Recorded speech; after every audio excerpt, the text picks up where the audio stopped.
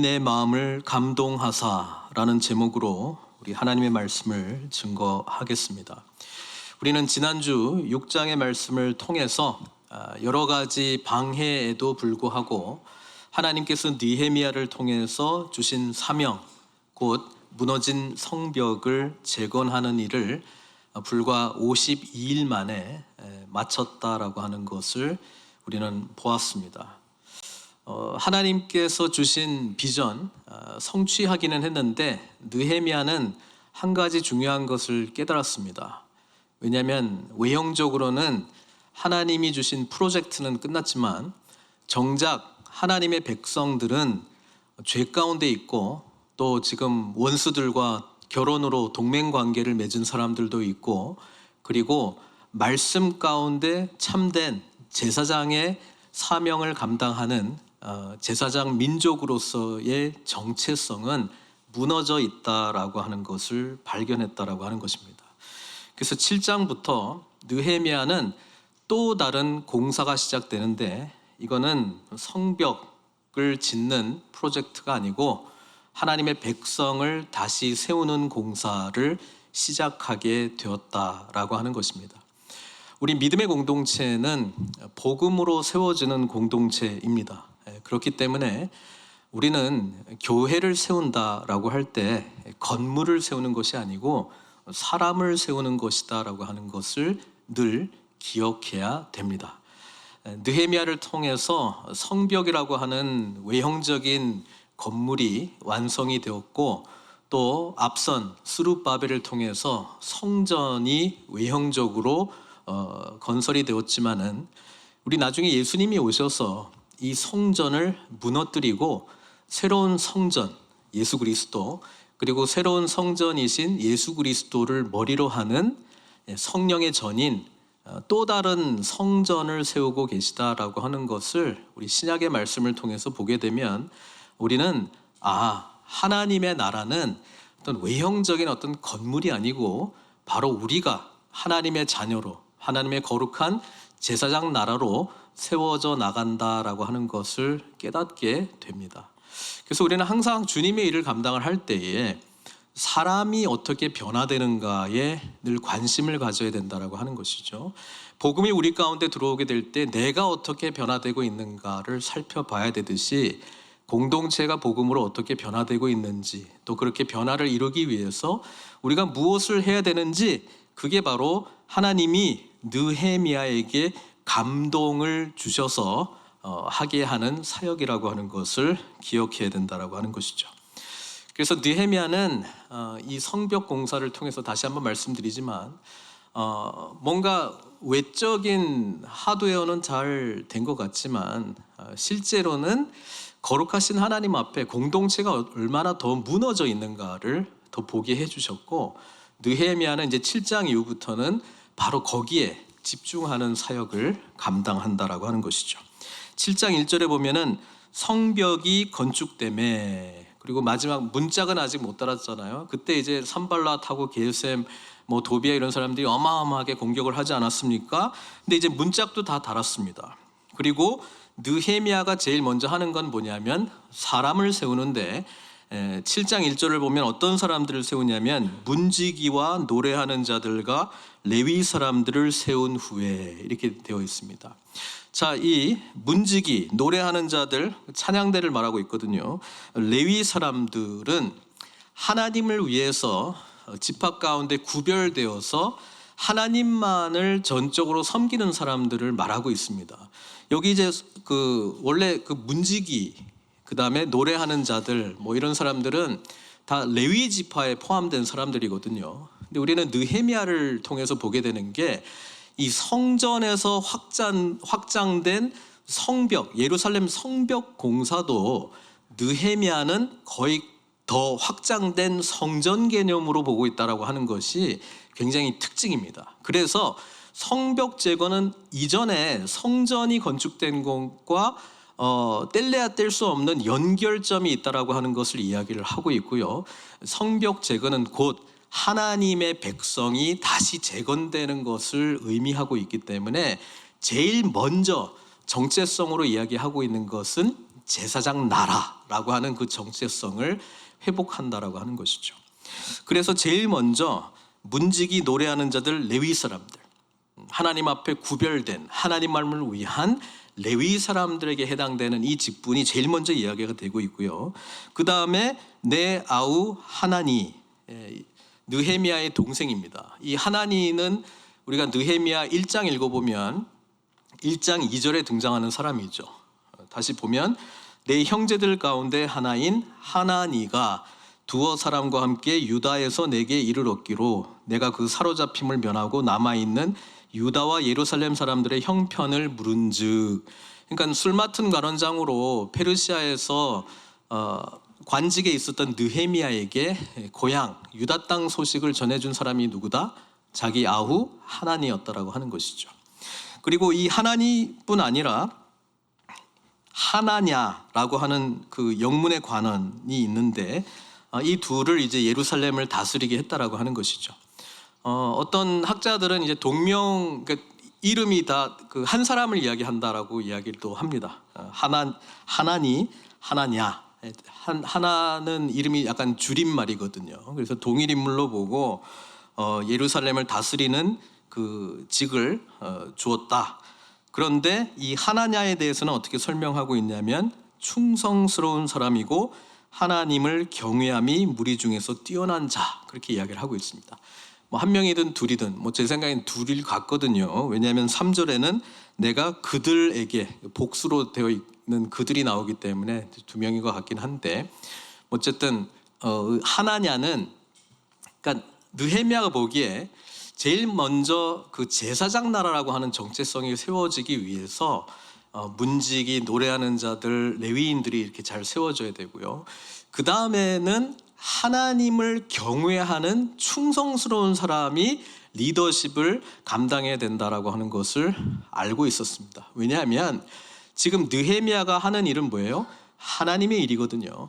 그러니까 하나님의 일이 되기 위해서는 하나님을 경외하는 사람이 리더십을 발휘해야지, 인간적으로 권력이 있다, 아니면 뭐 돈이 많다, 아니면 지금 저 적대 세력들과 좋은 관계를 맺을 수 있고 뭔가 타협을 할 수 있고 우리 민족의 어떤 유익을 위한 정치적인 어떤 역량을 발휘할 수 있다, 또는 오래된 유지이기 때문에 사람들과 어떤 뭐 좋든 안 좋든 관계를 맺고 있고 이 사람이 하면 사람들이 움직인다, 뭐 그런 리더십을 찾지 않았고 충성스러운 사람, 그리고 어떤 사람보다도 가장 하나님을 경외하는 사람을 리더십 자리에 놨다라고 하는 것입니다. 또 그럴 수밖에 없었던 게 지금까지 귀족들 또 백성의 어떤 리더십에 있었던 사람들이 느헤미야에게 너무나 큰 상처를 줬습니다. 믿었던 사람들, 영적인 사람들이 돈 받고 거짓 예언을 하진 않나, 또 백성들 잘 이끌어야 될 사람들이 저 도비야랑 자기도 모르게 동맹 관계에 있었지는 않나, 또 지금 자기가 하고 있는 일들을 막 외부 알리면서 하나님의 일을 오히려 방해하는 세력들이 많았다라고 하는 것이죠. 그래서 지금 느헤미야가 선택한 하나니와 하나냐는 지금 포로 귀환한 공동체 속에서 선택한 사람들이 아니고 자기가 잘 아는 사람, 자기와 함께 있는 공동체의 사람 2명을 선택해서 리더십으로 세웠다라고 하는 게 느헤미야 입장에서는 굉장히 안타까운 일이었던 것 같아요. 왜냐하면 이 말은 주변에 믿을 사람이 있다 없다? 없다는 거예요. 누구를 믿어야 될지 신뢰가 안 간다라고 하는 거예요. 그러니까 자기가 잘 알고 자기가 믿고 정말 하나님을 진실하게 섬기는 사람을 일단 리더십 자리에 세워놨고요. 그 다음에 이제 하는 게 뭐냐면은 예루살렘 성문에 대한 제한을 둡니다. 왜냐하면 보시면 그들에게 이르기를 해가 높이 뜨기 전에는, 해가 높이 뜨면은 언제예요? 약간 해가 중천에 떠 있을 때 아닙니까? 해가 높이 뜨기 전에는 예루살렘 성문을 열지 말고, 그러니까 해가 뜰 때 예루살렘 성문 열면 돼요, 안 돼요? 열지 말라는 거 아닙니까? 뭐 아침에도 열지 말고 그냥 그 정오에 있을 때 그때쯤 열으라고 하는 겁니다. 그러니까 시간적으로 굉장히 제약을 좀 뒀습니다. 왜냐하면 지금 외부하고 왕래가 있다면 좋은 왕래라기보다는 또 다시 이 공동체를 무너뜨릴 이 그 원수 산발랏, 게셈, 도비아 이런 왕래들이 더 잦을 것이기 때문에 차라리 제한하고 모든 사람들이 다 깨어 있을 때 누구든지 볼 수 있는, 누가 왔다 갔다 하는지를 볼 수 있도록 이 시간을 제한하고 있는 지혜를 발휘하고 있다라고 하는 것이죠. 그리고 아직 파수할 때에 곧 문을 닫고 빗장을 지르며 또 예루살렘 주민이 각각 자기가 지키는 곳에서 파수하되 이야기를 하면서 문이 닫혀 있을 때 방비를 제대로 하라고 하는 이야기를 하고 있습니다. 지금 이 이야기 속에는 우리 안에 있는 사람을 보호하고 지켜야 될 때고, 오히려 우리 안에 무너져 있는 연약함을 하나님께서 드러내셨기 때문에 이 부분을 우리가 극복하는 방향으로 가야 된다. 그러니까 외부를 차단하고 오직 하나님께 집중하는 일에 느헤미야가 솔선수범하고 있는 내용을 보고 있습니다. 그러면서 4절이 기록되고 있는데요, 이 4절은 이렇게 되어 있습니다. 그 성읍은 광대하고, 그 성읍이 뭐예요? 예루살렘 광대하고 그 주민은 적으며 가옥은 미처 건축하지 못하였음이니라. 그러니까 지금 방비를 하는 목적 중에는 뭐냐면, 지금 성벽은 딱 마무리가 됐는데 그 안에는 사람들이 풍성하게 사는 사람이 없다는 거예요. 그러니까 사람을 일으켜야 된다라고 이야기를 하고 있습니다. 왕래하고 이런 것보다는. 그래서 우리가 하나님의 공동체는 어떻게 세워지느냐? 우리 공동체가 진실로 예수 그리스도를 구주로 고백하고 정말 이 하나님과 같이 하나님을 경외하는 예배자들로 든든하게 세워지지 않으면 다 무너진다는 거예요. 다른 사람 많고 이런 거를 둘째 치고요, 하나님을 경외하고 예배하는 제사장 나라의 정체성이 제일 먼저 세워져야 된다라고 하는 것을 느헤미야가 누구보다도 잘 알고 있었습니다. 그래서 이런 고민을 하고 있었습니다. 예루살렘은 하나님의 도성인데, 하나님의 성전이 있는 곳인데, 시온성인데, 그죠? 여기에는 예배자들로 가득 차야 되는데 사람들이 없다라고 하는 것에 대한 안타까운 기록이 4절입니다. 그런데 하나님께서 느헤미야의 마음에 감동을 주시죠. 그게 이제 5절입니다. 내 하나님이 내 마음을 감동하사. 그러니까 이 감동은 하나님께서 느헤미야에게 새로운 비전과 사명, 앞으로 해야 될 일에 대한 구체적인 인도하심을 주시는 감동인데, 어떤 감동을 주셨냐? 귀족들과 민장들과 백성을 모아 그 계보대로 등록하게 하심으로. 그러니까 느헤미야에게 주신 내용이 뭐냐면은 백성들을 각각 그 계보대로 등록시키라고 하는 메시지를 준 거예요. 그런데 느헤미야가 내가 처음으로 돌아온 자의 계보를 얻었는데 이렇게 돼 있습니다. 그러니까 이거는 이미 기록되어 있는 계보를 얻었어요. 그러니까 교회로 말하면 우리 교족부가 있잖아요. 그러니까 그 이전에 있었던 교족부를 찾은 거예요. 근데 그게 뭐냐면은 처음으로 돌아온 자의 계보입니다. 처음으로 돌아온 자가 누굽니까? 이스라엘은 남북으로 갈리고 난 다음에 남쪽 유다는 바벨론한테 멸망했거든요. 불순종했기 때문에. 그래서 이 바벨론으로 포로로 끌려갔습니다. 그리고 예레미야 선지자는 70년이 지나면 다시 돌아오게 할 것이다. 바벨론이 멸망하고 페르시아가 이제 통치하는 그 시기에 첫 번째 왕인 고레스가 참 놀랍게도 칙령을 내립니다.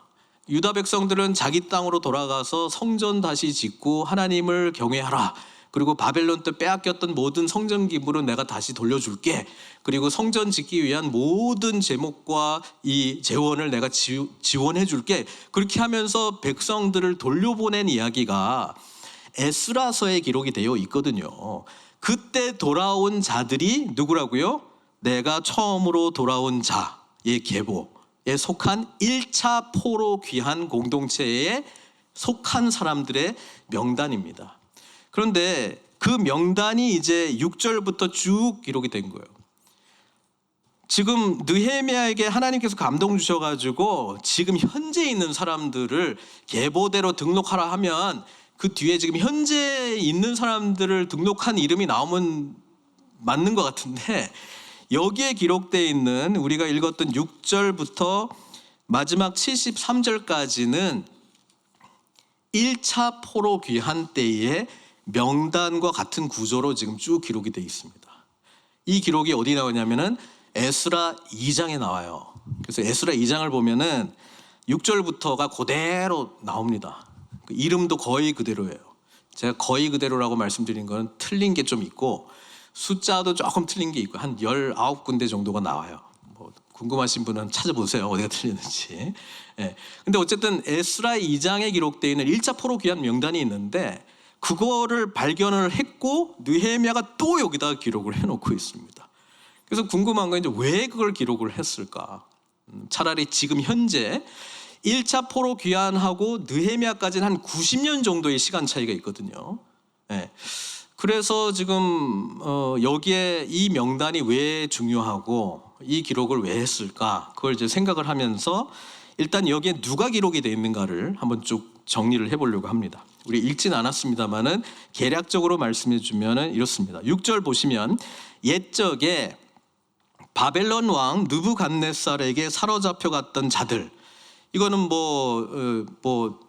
포로로 끌려간 70년 플러스 지금 돌아오고 한 90년 정도 지났으니까 거의 뭐 한 150년, 60년, 70년 지난 일이거든요. 그때 어떤 일이 있었느냐? 옛적에 바벨론 왕 느부갓네살에게 사로잡혀 갔던 자들 중에서 노임을 받고 예루살렘과 유다에 돌아와 각기 자기들의 성읍에 이른 자들, 그러면서 7절에 우리가 아는 이름은 수룹바벨, 예수와 느헤미야도 알고 모르드게도 알아요. 그죠? 이 사람들 몰라요? 알죠? 알아야 되는데 알기를 바랍니다. 알지어다.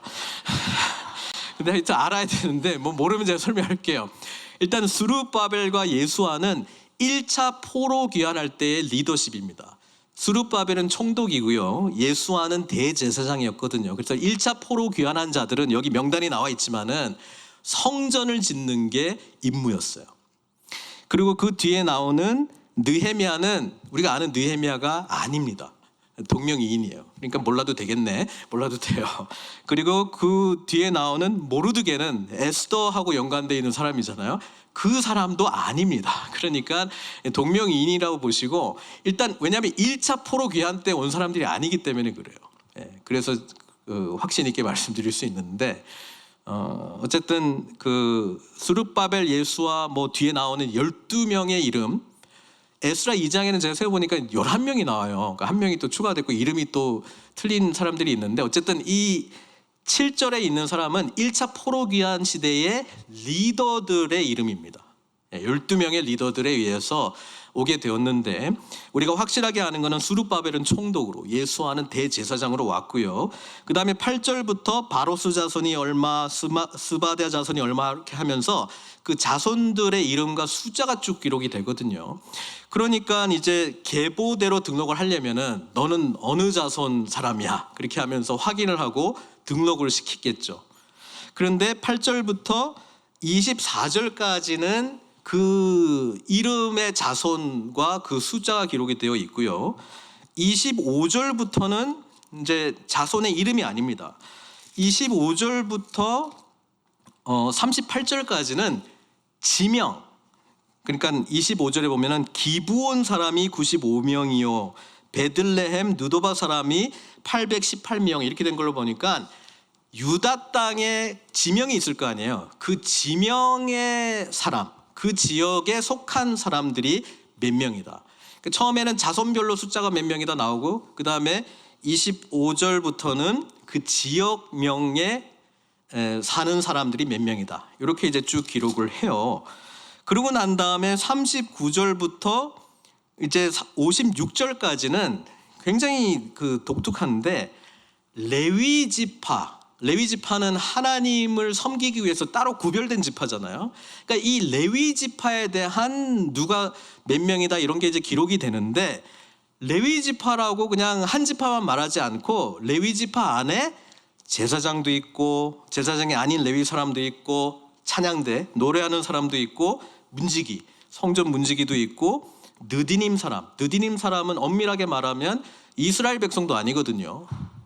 원조가 이제 그 약속의 땅에 들어갈 때 제가 한번 말씀드렸잖아요. 그 기브온 백성들, 가나안의 7족속 중에서 멸망당해야 될 족속들이었는데 그들은 죽을까봐 거짓으로 멀리서 온 족속으로 막 옷도 막 낡은 옷 입고 막 음식도 막 상한 거 이렇게 하면서 막 먼지 투성이로 가서 우리 먼 곳에서 왔는데 당신들과 조약을 맺고 서로 침범 안 하기로 합시다 해가지고 여호수아가 확인해 보니까 뭐 멀리서 온 것 같아요. 그래서 조약을 맺었더니 알고 보니까 바로 가까이에 그들이 점령해야 될 기브온 사람들이라고 하는 것을 알게 되죠.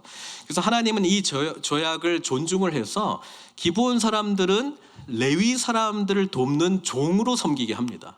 그래서 나무를 패고 그 다음에 이제 물을 깃는 그런 허드렛일 하는 자들이 되었는데 이 후손들이 누구다?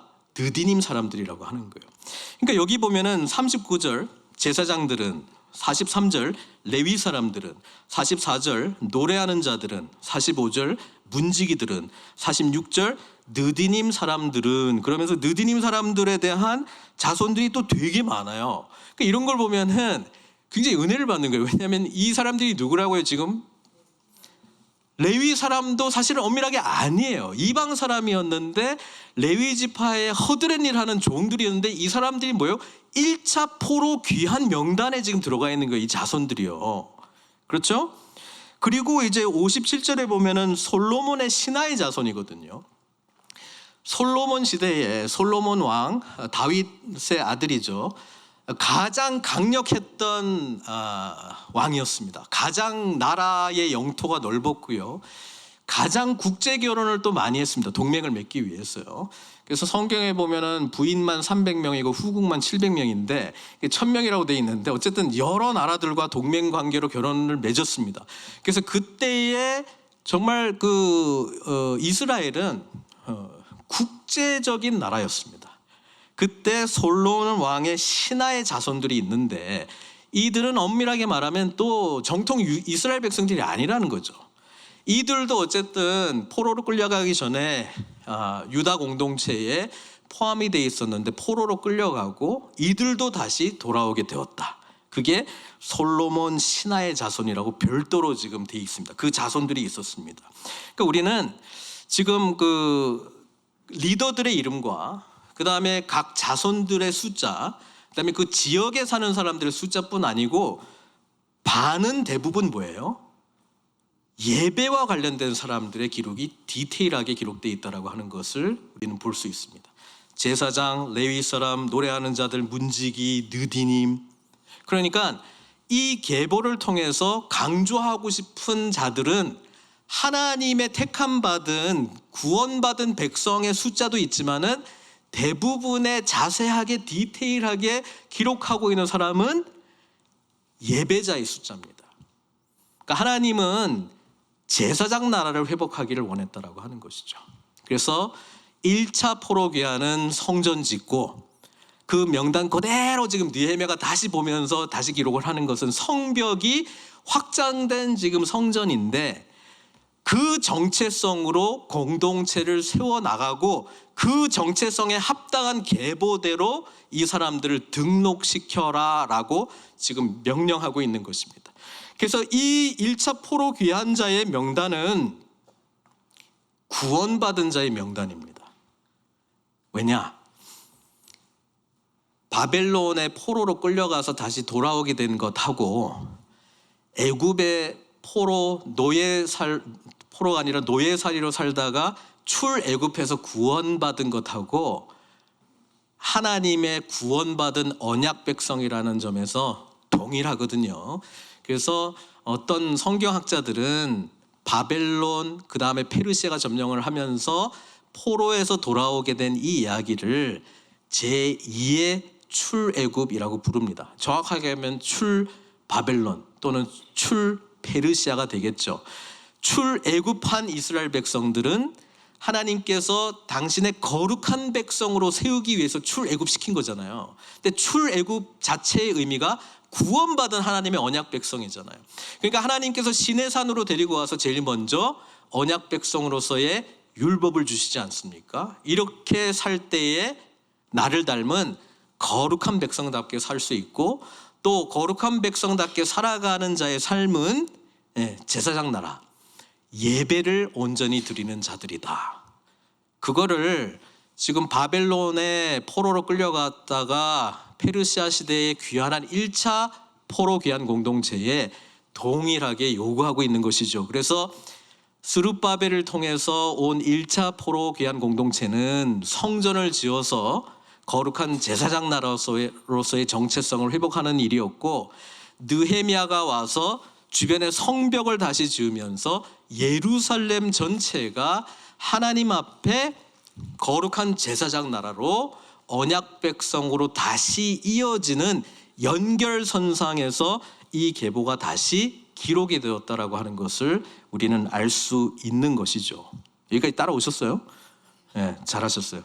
자, 그래서 지금 하나님께서 느헤미야를 통해서 1차 포로 귀환에서 시작된 일이 지금도 여전히 진행되고 있고, 하나님께서 이 언약 백성들, 구원받은 백성들을 통해서 완성시킬 것이다 라고 하는 하나님의 의지가 90년이 지난 느헤미야의 마음에 감동이 되어가지고 진행되고 있다라고 하는 거예요. 이 똑같은 감동이 이때로부터 몇천 년이 지난 지금의 저와 여러분들에게도 동일한 감동으로 하나님께서 역사하셔서 이 계보대로 구원받은 자의 숫자를 계속 확장하면서 뭐예요? 주님의 나라를 이루어 가시는 것이 예수 그리스도께서 저와 여러분들 통해서 하시고자 하는 일이에요. 그래서 이 1차 포로 귀환 명단은 구원받은 자의 명단입니다. 그리고 이 구원받은 자의 명단을 성경에서는 다른 표현으로 쓰고 있는데 뭐예요? 생명책이죠. 생명책. 구약의 생명책이라는 단어가 나올까요? 안 나올까요? 신약에는 확실히 나옵니다. 구약에 나올까요? 안 나올까요? 나옵니다. 그 언급을 제일 먼저 한 사람은 모세입니다. 모세. 근데 생명책이라는 단어를 쓰지 않았을 뿐 그 의미가 그 의미예요. 어디 나오냐면 출애굽기 32장이 뭐냐면 하나님이 모세에게 시내산에서 율법을 주실 때입니다. 율법을 주실 때에 모세가 올라갔는데 지금 40일이 넘어가 버렸어요. 그래서 밑에 있는 백성들은 뭐라고 생각하냐면은 뭐라고 생각합니까? 모세가 죽은 것 같다. 그러니까 아론한테 야, 우리를 애굽에서 인도한 신을 만들어내라. 그래가지고 금송아지를 만드는 이야기가 기록이 돼 있거든요. 이때 모세가, 우리 자세히 보면은 모세는 한 번만 올라간 게 아니고 여러 번 시내산에 올라갔다 내려갔다 하거든요. 근데 32절에 모세가 이 소식을 듣고 이렇게 하나님께 말합니다. 출애굽기 32장 31절. 모세가 여호와께로 다시 나아가 여짜오되 슬프도소이다. 이 백성이 자기들을 위하여 금신을 만들어 싸우니 큰 죄를 범하였나이다. 그러나 이제 그들의 죄를 사하시옵소서. 그렇지 아니하시면 원하건대 주께서 기록하신 책에서 내 이름을 지워버려 주옵소서. 주께서 기록하신 책이 뭐겠어요? 이게 생명책이라는 거예요. 그러나 이제 그들을 여호와께서 모세에게 이르시되, 근데 이제 하나님의 대답이에요. 누구든지 내게 범죄하면 내가 내 책에서 그를 지워버리리라. 이런 표현이 있어요. 그리고 시편 69편 28절에 보면은 생명책이 정확하게 나오는데 뭐라고 되어 있냐면은 그들을 생명책에서 지우사. 이게 다윗의 시거든요. 그 다윗이 원수들을 향해서 모세가 더 위대한 거예요. 모세는 자기 이름 지워달라고 하고 이들을 용서해달라고 그러는데 다윗은 어떻게 기도해요? 그들을 생명책에서 지워주시옵소서. 의인들과 함께 기록되지 말게 하옵소서. 그래서 구약의 사람들도 하나님의 책에 이름이 기록된다 안 된다라고 하는 개념이 있었고, 다윗은 생명책이라고 하는 단어를 분명히 쓰고 있습니다. 생명책이 이제 신약에서는 빌립보서에서 나오고 계시록에서는 제일 많이 나오는데 뭐 다 살펴볼 수는 없고 계시록 20장 12절만 제가 읽어드릴게요. 또 내가 보니, 여기는 이제 내가는 사도 요한이거든요. 사도 요한이 본 거를 기록한 거잖아요. 또 내가 보니 죽은 자들이 큰 자나 작은 자나 그 보좌 앞에 서 있는데 책들이 펴 있고 또 다른 책이 펴졌으니 곧 무슨 책이요? 생명책이라. 죽은 자들이 자기 행위를 따라 책들에 기록한 대로 심판을 받으니 이렇게 기록되어 있습니다. 그래서 제가 봤을 때는 이 생명책에 이름이 기록되어 있는데 행위가 기록되어 있고 행한 대로 심판 받냐 안 받냐 이런 개념이 생명책은 아닌 것 같고요. 생명책 말고 여러 책들이 있잖아요. 그러니까 우리의 삶에 대한 기록들이 다 하나님 앞에 펼쳐질 거라는 거예요. 근데 그 부분에 대해서 중요한 건 우리의 이름이 생명책에 기록이 돼야 되는데 이 생명책에 이름이 기록된 것은 아까 모세에게 하나님 말했잖아요. 누가 기록한다고요? 내가 기록한다고 말했고 내가 지워버린다라고 이야기를 했습니다. 그런데 이 생명책에 우리의 이름이 기록될 때 어떻게 기록돼요? 이 생명책에 기록될 만한 자격을 가지고 있는 사람이 있어요, 없어요? 없어. 그러니까 예수 그리스도의 보혈의 펜으로 기록이 되면 우리 이름이 기록이 되는 거예요. 영원토록 기록이 되는 거예요. 근데 이 펜으로 기록이 되려면은 우리가 우리의 죄에 대해서 자복하고 회개하고 하나님께 나아가고 정말 예수님 아니면 방법이 없습니다라고 하는 이 고백이 우리에게 이루어질 때에 주님께서 보혈을 우리에게 덮으시고 우리의 죄를 사하여 주시고 우리의 이름은 당당하게 짠짠짠 기록이 되는 거예요. 그게 이제 복음이 저와 여러분들에게 말해주는 그런 구원의 은혜 아닙니까? 그렇게 이렇게 구원자의 명단에 기록이 되어 있는데 기록이 되어 있는 것 안에 하나님께서는 예배자, 제사장의 정체성이 회복되기를 원하는 의미로 지금 우리가 읽었던 1차 포로 귀환자의 명단에는 레위 지파에 대해서 디테일하게 기록이 되어 있고 더 구체적으로 많은 양을 할당받은 거는 느디님 사람들에 대한 기록이 많이 있다는 거예요. 이들은 이스라엘 백성 밖에 있는 사람들이 하나님의 은혜로 자격이 주어지고 이 구원자의 명단에 포함된 자들이잖아요. 그러니까 어떤 의미에서는 우리가 이 느디님 사람들 같은 존재들이라고 저는 생각을 하고요. 또 솔로몬의 신하, 그렇죠? 다윗과 솔로몬이 앞으로 오실 예수님에 대한 예표적인 인물들 아닙니까? 그래서 인간적으로 부족하지만 우리 주님은 부족함이 없단 말이에요. 죄가 없단 말이에요. 그런데 다윗과 솔로몬, 메시아 왕국의 참된 신하로서의 주인으로 모시고 살아가는 저와 여러분들의 이름이 생명책에 기록이 된다라고 하는 것이죠. 그런데 흥미로운 거는 우리가 읽진 않았습니다만은 61절부터가 흥미로운 내용이 기록이 되어 있어요. 뭐라고 되어 있냐면 델멜라와 델하르사와 그룹과 앗돈과 임멜로부터 올라온 자가 있으나, 이 지역 이름이거든요. 그들의 종족이나 계보가 이스라엘에 속하였는지는 증거할 수 없으니, 이렇게 돼 있어요. 그러니까 뭐냐면은 우리도 이름이 기록이 돼야 될 것 같은데 확인이 안 된다는 거예요. 확인이 안 되는 사람들이 있어요. 그리고 그들은 들라의 자손과 도비의 자손과 느고다 자손이라 모두가 642명이요. 근데 숫자는 기록을 해놨어요. 근데 이 사람들이 여기에 포함되는지 아닌지 모르겠는데 하여튼 그런 무리가 지금 몇 명 있다, 이렇게 돼 있어요. 그리고 63절부터는 더 재밌는 내용인데 제사장 중에는 호바야 자손과 학고수 자손과 바르실레 자손이니 바르실레는 길르앗 사람 바르실레의 딸 중에 하나로 아내를 삼고 바르실레의 이름으로 불린 자라. 이거 그 바르실레 이름이 여러 번 나오기 때문에 자세히 들여다보지 않으면 무슨 말인지는 모르겠는데 이런 내용입니다.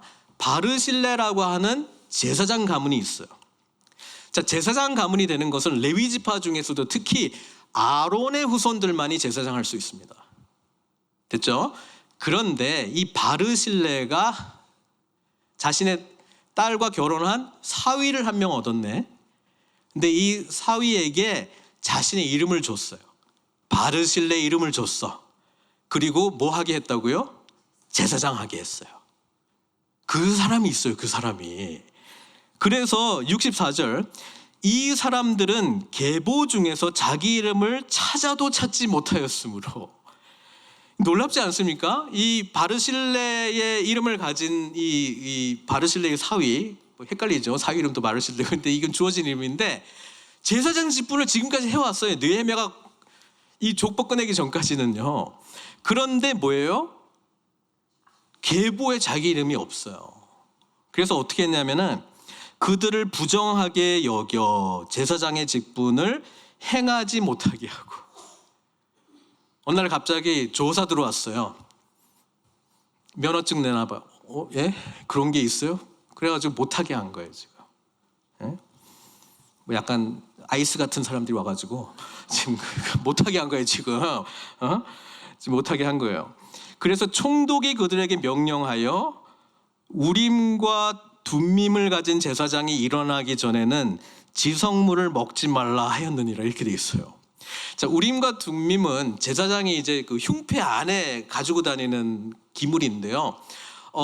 이걸 통해서 이쪽으로 저쪽으로 아니면 하라 말라, 이거를 이제 우림과 둠밈을 통해서 판결을 하는 하나님의 뜻을 구하는 방식이었거든요. 그러니까 그 제사장이 와서 이 사람이 해도 된다 아니면 하면 안 된다, 그거를 이제 최종 결정하기 전까지는 일단 직무 정지를 시켜놓은 거예요. 근데 흥미로운 거는 이 바르실레라는 사람의 이름을 가진 이 합법적이지 못한 제사장이 다시 직무를 감당을 했을까요? 못했을까요? 몰라. 성격 없으니까 몰라요. 그래서 약간 어떤 의미냐면은, 저는 이제 예수님이 산상수훈의 말씀에서 이렇게 말씀하신 게 생각이 나더라고요. 마태복음 7장 21절. 날더러 주여 주여 하는 자마다 다 천국에 들어갈 것이 아니요 다만 하늘에 계신 내 아버지의 뜻대로 행하는 자라야 들어가리라. 그날에 많은 사람이 나더러 이르되 주여 주여 우리가 주의 이름으로 선지자 노릇하며 주의 이름으로 귀신을 쫓아내며 주의 이름으로 많은 권능을 행하지 아니하였나이까 하리니 그때 내가 그들에게 밝히 말하되 내가 너희를 도무지 알지 못하니 불법을 행하는 자들아 내게서 떠나가라. 그러니까 이거예요. 하나님 앞에서 제가 제사장 노릇했는데요, 제사 열심히 드렸는데요, 저 사람도 어마어마하게 축복했는데요, 근데 하나님이 뭐라고 하냐, 넌 누구니? 이렇게 말한다는 거예요. 사랑하는 성도 여러분, 지금 이 1차 귀환자의 명단이 분명히 생명책에 기록된 이름인데 여기 안에는 흐릿한 사람도 있어요. 확인이 안 돼. 예? 그리고 어떤 사람은 이름이 분명한데 이 사람이 자격이 있는지 없는지가 불분명한 사람이 있다는 거예요. 그런데 어떻게 됐는지는 말 안 해줬어. 저는 이게 하나님께서 저와 여러분들에게 주신 은혜라고 생각합니다. 여러분, 우리가 하나님께서 저와 여러분들을 제사장 나라로 세워주시기 원하시고요, 우리를 왕 같은 제사장으로 삼아주시기 위해서 예수님이 오셨거든요. 여기 아론 가문 후예다 있어요? 나도 아니야. 나도 아니에요. 그런데 예수 그리스도를 통해서 주님께서는 그분의 보혈의 덧입을 받음을 자들에게 우림과 둠밈의 판결을 내리시면서 자격이 있다라고 말해주는 게 복음의 능력이에요. 그러니까 우리는 이 생명책의 이름에 기록이 되었다라고 하는 것이 얼마나 큰 감격이고 감사한지를 알고 정말 이 놀라운 구원에 합당한 온전한 회심이 이루어진 자로 살아가야 되는 거예요. 그게 구원받은 자로서의 반응이거든요. 구원받은 하나님의 백성이 하나님 앞에서 드릴 수 있는 최고의 반응이 예배입니다. 그래서 예배를 나는 어떻게 드리고 있는가? 구원받은 하나님의 자녀들이 하나님 앞에 드릴 수 있는 최상의 것이 무엇일까? 나에게 주신 것을 하나님께 온전히 드리는 겁니다. 그래서 그 다음에 나오는 내용들이 뭐냐면 70절에 어떤 족장들은 역사를 위하여 보조하였고 총독은 금 1000드라크마, 대접 50, 제사장의 의복 530벌을 보물곡관에 들였고 어떤 족장들은 금 2만 달란트, 뭐 이렇게 혼물을 한 내용이 나오거든요. 그러니까 구원받은 자가 하나님 앞에 어떻게 반응하는지를 보면 정말 구원의 은혜를 제대로 알고 받고 생명책의 이름이 기록된 대로 살고 있는지 없는지가 나타난다라고 하는 거예요. 참으로 흥미롭게도 66절에 보면은요, 온 회중의 합계는 42,360명이에요. 그래서 오늘 7장에 보면은 무슨 가문에 속한 자손의 숫자가 몇 명이다 이렇게 쭉 해가지고 다 더해 보면은요, 이 42,360명이 돼요, 안 돼요? 뭐 해봤어야 알지. 될까요, 안 될까요? 그러면 안 돼요. 해보면 안 돼. 뭐 2만 얼마 이렇게 돼요. 그리고 노예들까지 포함하면 한 5,000명이 좀 부족을 해요. 그래서 이 부족분이 있거든요. 그리고 에스라 2장에 나오는 내용을 보면은 또 숫자가 또 안 맞다고 그랬잖아요. 거기도 여기 42,360명이 안 돼요. 그런데 희한하게도 에스라 때나 지금이나 총 합계는 어떻다? 동일하다고 이야기를 해요. 그래서 어떤 면에서는 하나님께서 예정하신 구원받은 숫자는 정해져 있나 봐요, 진짜로. 그리고 지금 앞으로 채워져야 될 이름들은 뭐냐면 흐릿한 사람들이 있죠. 그리고 지금 제사장인 듯 하면서 아직 하나님께 인정받지 못한 자들. 여러분, 주님께서 내가 주여 주여 했는데요, 열심히 했는데요, 주님 왜 저 몰라보세요? 뭐가 없냐면은 주님과 인격적인 관계가 없는 사람들이거든요. 주님과 인격적인 관계가 있는 것을 선한 목자와 양에 비유해서 양은 목자의 음성을 들으며, 우리가 인격적인 관계가 있으면요, 추상적인 존재가 아니에요. 내가 뭐 공부해가지고 무슨 뭐 연구해서 알아낼 수 있는 하나님 말씀이 아니에요. 하나님과 나와 인격적인 사랑의 교제가 맺어진다고요. 그런 자들의 숫자를 여전히 남겨놓으신 거예요. 내가 보니까 이게 은혜예요. 사랑하는 성도 여러분, 이게 우리에게 소망 아닙니까? 주님의 완전한 구원의 숫자가 있어요. 그런데 지금 흐릿한 숫자들 선망하게 만들고요, 또 아직 이 생명책에 기록되지 않는 잠재적 기록자들, 그렇잖아요. 우리가 복음을 증거하고 그들이 예수님을 만나게 되고 그들이 주님과 인격적인 만남을 갖게 되면 앞으로 기록될 자들에게 하나님께서 여분을 주셨다라고 하는 것은 저와 여러분들에게 놀라운 은혜 아닙니까? 그러니까 이미 기록되어 있는 우리의 이름들에 감격하고 감사하면서 아직 기록되어 있지 않은 자들을 향해서는 증인으로서 살아야 되고요, 지금 기록됐는지 안 됐는지가 선명해. 숫자에 포함될지 아닐지 나도 잘 몰라. 그런 분들은 선명하게 회심의 경험을 통해서 예수 그리스도를 온전히 만남으로 우리과 두밈의 판결을 확신 있게 받고 이 숫자에 들어와야 된다라고 하는 것입니다. 하나님은 저와 여러분들을 예배자로 세워가고 계시다라고 하는 사실이죠. 지금 느헤미야는 사실 지금까지 열심히 하고 정말 하나님의 능력으로 일을 했지만 공동체를 바라봤을 때는 무진 실망하고 있어요. 이것밖에 안 된다고? 이렇게 처참하게 무너져 있다고? 이렇게 절망스럽다고? 이렇게 열심으로 하나님 앞에 서 있는 경외하는 자가 없다고? 그래서 내 동생 세워야 되고 하나냐 같은 사람 세워야 되고 이 공동체는 아무도 없다고 절망하고 있는데, 1차 포로 귀환 계보를 다시 보면서 거기에 계보로 등록되어 있는 사람들을 보면서 느헤미야는 또 여기 이름도 없는 족장들이 은혜를 받고 이 공사를 위해서 지원해주고 반응하는 사람들이 점점 많아지는 것을 보면서, 우리의 연약함 가운데도 90년 전의 그 하나님이나 지금의 그 하나님이나 앞으로의 하나님이나 계속해서 우리의 구원을 위한 하나님의 역사를 일구어 가시는구나. 그것을 깨닫고 어마어마한 위로를 받았을 거예요. 우리는 저도 가끔 옛날 교족부 봐요. 그러면 우리 교회 안 나오신 분들도 있어, 사진 중에. 또 여러 가지 이유들로 신앙의 길에서 탈선하신 분들도 계시단 말이에요. 그러나 아직 끝이 아닙니다. 아직 끝이 아닙니다.